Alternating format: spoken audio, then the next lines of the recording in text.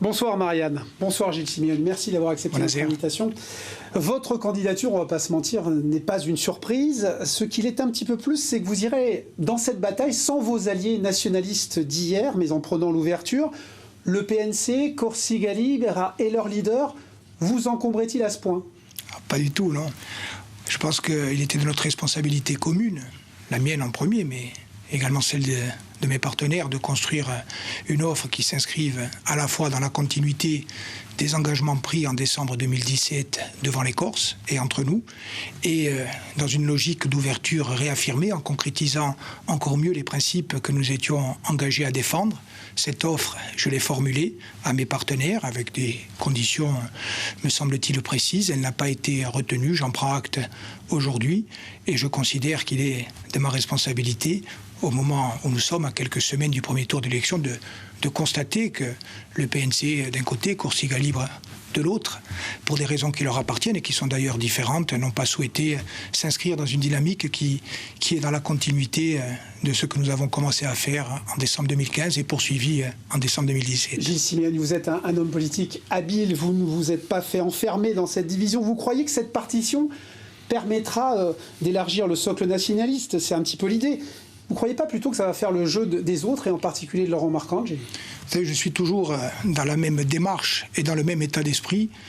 Ma volonté, ce que je crois être indispensable, c'est de construire la convergence entre tous les nationalistes, parce que c'est le sens de l'histoire. Mais le sens de l'histoire, c'est également, avec la même force, de nous adresser à toutes les Corses et à tous les Corses qui ne partagent pas forcément toutes nos convictions, et de leur dire que nous voulons construire avec eux la Corse d'aujourd'hui et celle de demain, la Corse que nous allons ensemble transmettre à nos enfants. C'est ce que nous sommes engagés à faire. Déjà en 2017, c'est à mon avis ce qui nous a valu l'adhésion massive des Corses. C'est ce qu'il faut faire aujourd'hui, encore plus qu'hier, et il faut donner des signes très clairs et très tangibles de notre volonté d'aller dans cette direction, tout en continuant, bien sûr, à nous maintenir dans le fil historique du combat. Nous sommes à la fois les héritiers et les continuateurs. On va y venir à ce fil historique, mais votre credo, c'est donc l'ouverture, on l'a bien compris. Le concept est un brin éculé, vous en conviendrez, mais votre ouverture à vous, elle dit quoi? Elle signifie quelle stratégie et qui l'incarnera? Angèle Bastiani, Laurent Carligne? Il y aura quelques nationalistes quand même sur votre liste?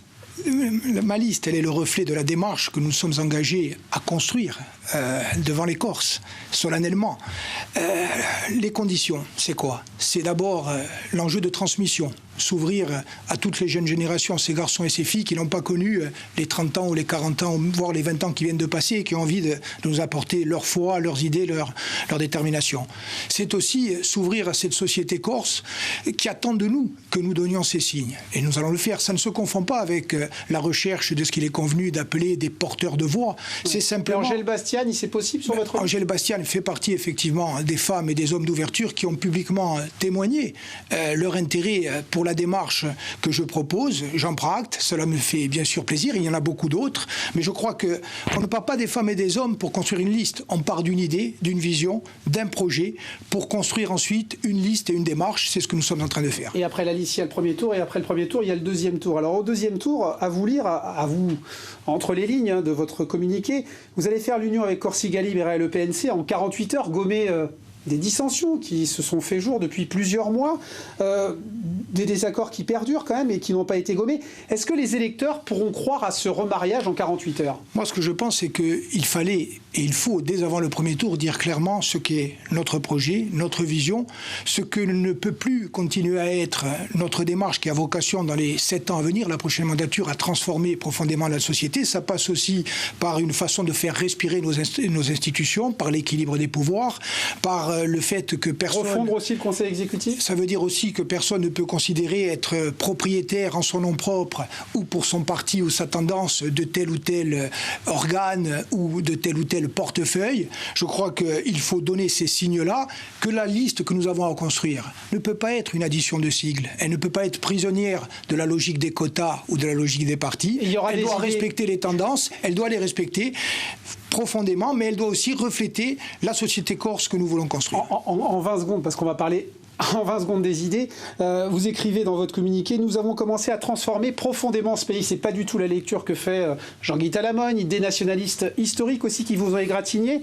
En quoi avez-vous changé la Corse, Gilles Simeoni? Je crois, justement, c'est peut-être une des différences que nous avons et qu'il faut traiter de façon démocratique. Moi, je suis fier d'avoir été le président du conseil exécutif de Corse, avec un conseil exécutif et une majorité qui a travaillé globalement à chaque instant en faveur de la Corse. Je considère que gérer les problèmes du quotidien des Corses, c'est aussi gouverner, que nous ne renonçons en rien à ce qui est notre idéal, à ce que sont nos objectifs fondamentaux, et qu'en même temps, et dans tous les domaines, nous devons construire pas à pas ce pays qui est le nôtre. Et ce pas à pas, vous devrez le faire déjà dans la constitution de la liste que vous déposerez entre lundi prochain et lundi 17 mai. Merci. Merci à vous.